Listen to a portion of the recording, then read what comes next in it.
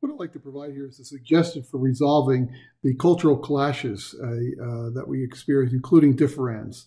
And so I guess the first thing I want to do is what I define as a cultural clash. And it's when basically when two different worldviews produce sets of policies that are different, and with some part of those differences, represented by a clash in the middle, where they're basically those differences are recognized as being irreconcilable differences. And irreconcilable differences are basically what we're calling differends. Now, there are some differences, such as with the experience with the Amish, where there's a difference, but it's not necessarily considered an irreconcilable difference. The Amish don't provide a challenge to the rest of us. However, let's take the example in the movie where the green ants dream, and the example there is that the Aboriginals are fighting with the mining company, but that the idea of how it's going to get resolved only gets resolved in the culture of the mining company itself. So the Aboriginals are really silenced, and that's a differend.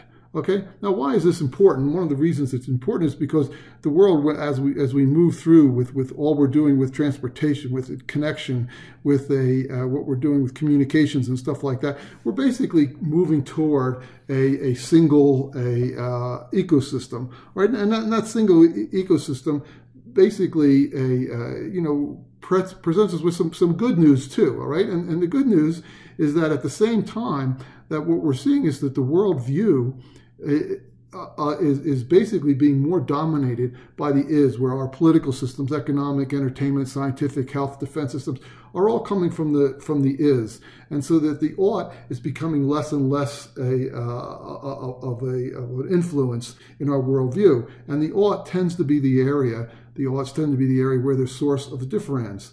Meanwhile, we're also seeing in the 21st century technology, it's an adoption and a seduction technology, and it's not an assimilation technology. So it's not trying to conquer.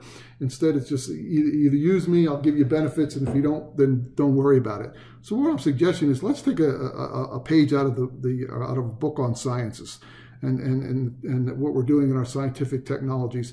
And what we're realizing is that the world is getting to be, when you're dealing with complex and complicated problems or chaotic problems, that best is the enemy of good enough. And that's the direction that the world is going. So we're going to stop looking for best solutions and go after just good enough solutions. And what that does is that when you look at differends themselves, differends basically are a complexity, and therefore, we're saying we're going to use the scientific solutions. And it presents two areas. One is that stop looking for the fact that there is a right or a fair or a just solution. Instead, we just have to come up with a solution, and with that solution, we have to be willing to go back and revisit it. All right, because that's part of the whole idea behind complexity. So therefore, we need to come up with something that can build a curtain and hold our biases back.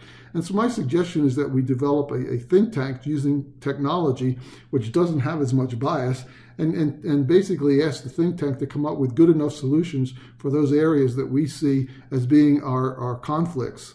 Thank you.